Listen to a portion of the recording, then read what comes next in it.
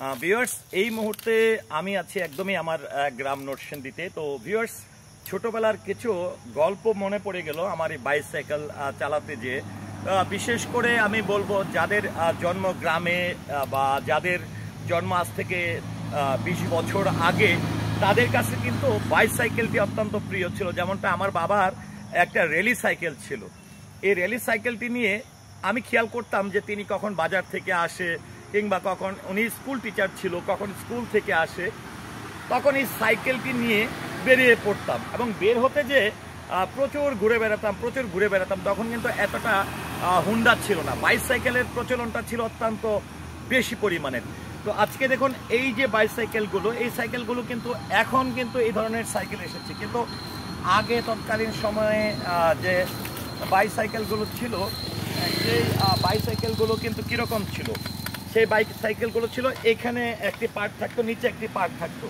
তো আমি যখন সাইকেল চালানো শিখেছিলাম তখন কিন্তু এইরকমভাবে নিচ দিয়ে এইরকমভাবে সাইকেল চালানো শিখেছিলাম। তো এখনকার যুগে কিন্তু এবং মনে আছে যে এই প্যাটার্নের যে ছোট ছোট সাইকেলগুলো ছিল, এই সাইকেলগুলো 5 টাকা ঘন্টা ভাড়া চালাইতাম। তো আজকে আমি মনে করি যে আমার এই বাইসাইকেলের এই কন্টেন্টটি দিয়ে, এই ভিডিওটি দিয়ে অনেকেরই হয়তো বা ছোটোবেলার অনেক স্মৃতির কথা মনে পড়তে পারে। আর বিশেষ করে এখন তো সব জায়গায় পিচ রাস্তা হয়ে গেছে, তখন কিন্তু এরকম মাটির রাস্তা ছিল প্রচুর পরিমাণের, আর মাটির রাস্তা দিয়েই কিন্তু আমরা বাইসাইকেল চালাইতাম। তো আমি একটু যে বড় রাস্তাটি ছিল একটি সময় যখন আমরা ছোট ছিলাম, ঢাকা টু কিশোরগঞ্জ আমাদের যে রাস্তাটি রয়েছে, ইটাখোলা ঢাকা টু সিলেট হাইওয়ে হয়ে, শিবপুর থানা হয়ে, মনোহরটি থানা হয়ে, একদমই পাকনদিয়া হয়ে, কঠিয়াদির হয়ে যে রাস্তাটি রয়েছে, আমি আপনাদেরকে সেই রাস্তায় একটু নিয়ে যেতে চাই।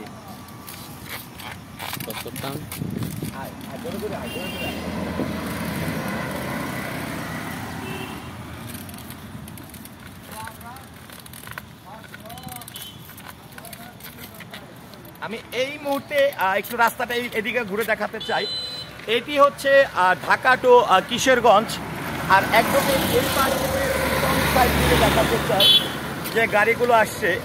এই রাস্তাটি হচ্ছে একদমই ইটাখোলা ঢাকা টু সিলেট হাইওয়ে হয়ে, শিবপুর হয়ে, মনোহরটি হয়ে কিন্তু এটি পাকনদিয়া, কিশোরগঞ্জ কিংবা ময়মনসিংহের দিকে চলে গেছে। তো আমি একদমই নরসিংদী জেলা মনোহরটি থানাধীন কিন্তু এই ঢাকা টু কিশোরগঞ্জের রাস্তাটিতে আছে। তো আপনার ছোটোবেলার স্মৃতি জড়ানো কোনো বাইসাইকেল নিয়ে যদি ঘটনা থাকে অবশ্যই আশা করি কমেন্টের মাধ্যমে জানাবেন। সেই সাথে আমার এই সুন্দর মুহূর্তটির সঙ্গে থাকার জন্য অসংখ্য ধন্যবাদ। আমি একটু এদিকে যেতে চাই, ওই সামনে গেলে কাটা দিস।